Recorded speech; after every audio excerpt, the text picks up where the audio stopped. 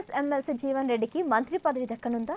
Jagtial BRS MLA Sanjay Kumar కాంగ్రెస్లో చేరడంతో ఆగ్రహంతో ఉన్న జీవన్ రెడ్డికి హస్తం హైకమాండ్ బంపర్ ఆఫర్ ఇచ్చిందా? ఈ ప్రశ్నలకు అవుననే సమాధానం వస్తుంది. తనకు సమాచారం ఇవ్వకుండా సంజయ్ కుమార్ను కాంగ్రెస్లో చేర్చుకోవడంతో జీవన్ రెడ్డి తీవ్ర మనస్తాపానికి గురయ్యారు. ఎమ్మెల్సీ పదవికి రాజీనామా చేయనున్నట్లు ప్రకటించారు. అయితే జీవన్ రెడ్డితో డిప్యూటీ సీఎం మల్లుబట్టి విక్రమార్క, మంత్రి శ్రీధర్ బాబు జరిపిన చర్చలు సఫలమైనట్లు తెలుస్తుంది. మంత్రి పదవి ఆఫర్తో జీవన్ రెడ్డి వెనక్కి తగ్గినట్లు సమాచారం.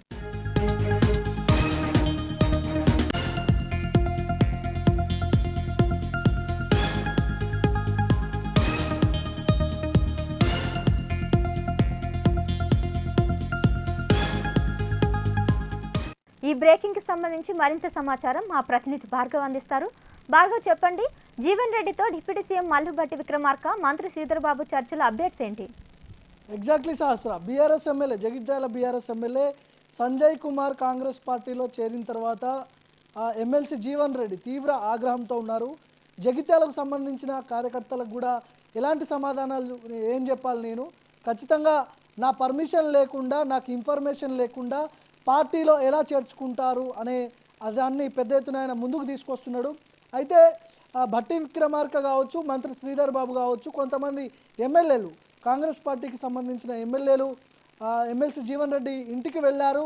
ఖచ్చితంగా సముచితమైన స్థానం కల్పిస్తాం మీకు, మీరు చాలా పార్టీలో చాలా సీనియర్ నేతగా ఉన్నారు, రాజీనామా చేయొద్దు అని కూడా కాంగ్రెస్ పార్టీకి సంబంధించిన ఎమ్మెల్యేలు, డిప్యూటీ సీఎం భట్టి విక్రమార్క, మంత్రి శ్రీధర్ బాబు వీళ్ళందరూ కూడా జీవన్ రెడ్డికి నచ్చజెప్పే ప్రయత్నం జరిగింది. అక్కడ జీవన్ రెడ్డి ఇంటికి వెళ్ళారు. కాంగ్రెస్ పార్టీకి సంబంధించిన కీలక నేతలందరూ కూడా రాజీనామా చేయొద్దు, భవిష్యత్తులో మీకు ఖచ్చితమైన సముచితమైన స్థానం కాంగ్రెస్ పార్టీ కల్పిస్తుందని కూడా వాళ్ళు హామీ ఇచ్చినట్లుగా కూడా ఇక్కడ తెలుస్తూ ఉంది. ముఖ్యంగా బీఆర్ఎస్ ఎమ్మెల్యే సంజయ్ కుమార్ రాకను తీవ్రంగా వ్యతిరేకిస్తున్నాడు జీవన్ రెడ్డి. ఎందుకంటే ఆయన గతంలో అసెంబ్లీ ఎన్నికల్లో జగిత్యాల నుంచి పోటీ చేశాడు కాంగ్రెస్ పార్టీ తరపు నుంచి. ఆయన ఓటమికి కారణమైనటువంటి సంజయ్ కుమార్ను పార్టీలోకి ఎలా తీసుకుంటారనే ప్రశ్నలు పెద్ద ఎత్తున ఆయన బయటకు తీసుకొస్తున్న నేపథ్యం కనిపిస్తూ ఉంది ఇక్కడ.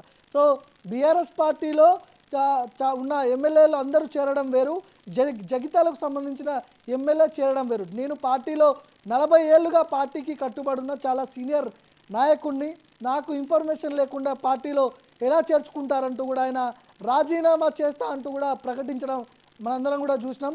రాజీనామా చేసిన తర్వాత జగిత్యాల ప్రాంత ప్రజలకు కలుస్తా, వాళ్ళ ప్రజల్లోకి వెళ్తా, వాళ్ళ అభిప్రాయాలు తీసుకొని నా నిర్ణయం ప్రకటిస్తా అంటూ కూడా జీవన్ రెడ్డి తెలిపిన సందర్భం మనందరం కూడా చూస్తూ ఉన్నాం. ముఖ్యంగా జీవన్ రెడ్డి పదవి కాలం మరో 8 నెలల్లో ముగియనుండడంతో ఆయన ఎమ్మెల్సీ పదవికి నేను రాజీనామా చేస్తున్నా, ఖచ్చితంగా నాకు ఇన్ఫర్మేషన్ లేకుండా ఎట్లా మీరు పార్టీలో చేర్చుకుంటారనేది పెద్ద ఎత్తున ఆయన మండిపడుతున్న సందర్భం తెలుస్తూ ఉంది. ఇక్కడ జీవన్ రెడ్డి ఆయన ఎమ్మెల్సీగా ఉన్నాడు అధికార పార్టీలో, కానీ నేను ఇంత సీనియర్ నేత అయినప్పటికీ కూడా నా మీద గౌరవం లేకుండా, నాకు ఇన్ఫర్మేషన్ లేకుండా ఎట్లా చేర్చుకుంటారనేది ఆయన పెద్ద ఎత్తున ముందుకు తీసుకొస్తున్నాడు.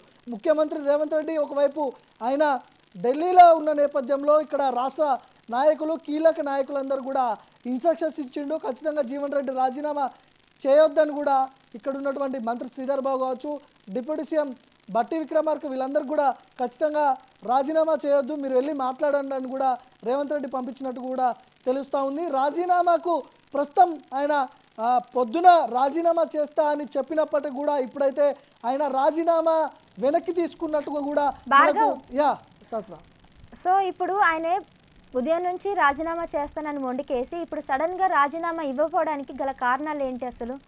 ఎగ్జాక్ట్లీ, ఎందుకంటే చాలా సీనియర్ నాయకుడు, మాజీ మంత్రిగా పనిచేసిండు, ఎమ్మెల్సీగా ఉన్నాడు, 40 ఏళ్ళు కూడా ఆయన పార్టీకి విధేయుడిగా ఉన్న సందర్భం మనం అందరం కూడా చూస్తూ ఉన్నాం. ఖచ్చితంగా సముచితమైన స్థానం కల్పిస్తామంటూ కూడా అక్కడ అంటే పార్టీ పెద్దలు హామీ ఇచ్చినట్టుగా కూడా తెలుస్తూ ఉంది. రేవంత్ రెడ్డితో పాటు 18 మంది క్యాబినెట్కి సంబంధించిన మంత్రుల కూర్పు ఉండబోతోంది. ఆల్రెడీ 12 మంత్రులు ఉన్నారు, ఇంకొక 6 ఖచ్చితంగా మంత్రివర్గ విస్తరణలో ఎమ్మెల్సీ జీవన్ రెడ్డికి మంత్రి పదవి దక్కపోతుందనే సమాచారం కూడా ఉంది మనకి. ఎందుకంటే భట్టి విక్రమార్క, మంత్రి శ్రీధర్ బాబు, కాంగ్రెస్ పార్టీ పెద్దలు కూడా అక్కడ హామీ ఇచ్చినట్టుగా కూడా తెలుస్తూ ఉంది. జీవన్ రెడ్డి ఇంటికి వెళ్ళి మంత్రివర్గ విస్తరణ చేసేటప్పుడు ఖచ్చితంగా జీవన్ రెడ్డి గారికి మంత్రి పదవి ఇస్తాము అని కూడా అక్కడ జీవన్ రెడ్డికి చెప్పినట్టుగా కూడా తెలుస్తూ ఉంది. ముఖ్యంగా ఆయన మంత్రి పదవికి అర్హుడు కాబట్టి ఎమ్మెల్సీగా ఆల్రెడీ ఉన్నాడు కాబట్టి ఎమ్మెల్సీ నుంచి ఆయనకు మంత్రి పదవి ఇచ్చి మంత్రిని చేసే దిశగా కూడా కాంగ్రెస్ పార్టీ ప్రయత్నాలు చేస్తూ ఉంది. అందుకనే మళ్ళీ మరొకసారి రాజీనామాపై పునరాలోచన చేసి నేను మా కార్యకర్తలందరితో కూడా డిస్కస్ చేసి దీని గురించి రాజీనామా వాయిదా వేస్తున్నట్టు కూడా తెలుస్తోంది. ప్రస్తుతానికి గుత్తా సుఖేందర్ రెడ్డి ఆయన ఇక్కడ లేడు, రాజీనామా లెటర్ ఇవ్వడానికి కూడా ఆయన గుత్తా సుఖేందర్ రెడ్డి అవైలబుల్లో లేడు. సో ఈ నేపథ్యంలోనే ఈ షార్ట్ పీరియడ్లో మంత్రి శ్రీధర్ బాబు కావచ్చు, డిప్యూటీ సీఎం బట్టి విక్రమార్క కావచ్చు, కొంతమంది ఎమ్మెల్యేలు పార్టీ హైకమాండ్ నుంచి కొన్ని కీలకమైన ఆదేశాలు వచ్చినాయి. చాలా సీనియర్ నేతగా ఉన్నాడు, ఆయన రాజీనామా చేస్తే పార్టీకి ఒక బ్యాడ్ సమాచారం ప్రజల్లోకి పోతుందనే నేపథ్యంలోనే అక్కడ ఉన్నటువంటి ఆ మంటలన్నీ చల్లార్పే దిశగా మంత్రి పదవి జీవన్ రెడ్డికి దక్కబోతుందని కూడా మనకు తెలుస్తూ ఉంది. మంత్రివర్గ విస్తరణలో మరో 6గురికి మంత్రి పదవులు దక్కనున్నాయి. ఆ 6గురిలో ఖచ్చితంగా ఎమ్మెల్సీ జీవన్ రెడ్డి ఉంటారనే ఒక చర్చ జరుగుతూ ఉంది. అదే హామీతో జీవన్ రెడ్డి కూడా వెనక్కి తగ్గినట్టుగా కూడా మనకు తెలుస్తూ ఉంది. శాస్త్ర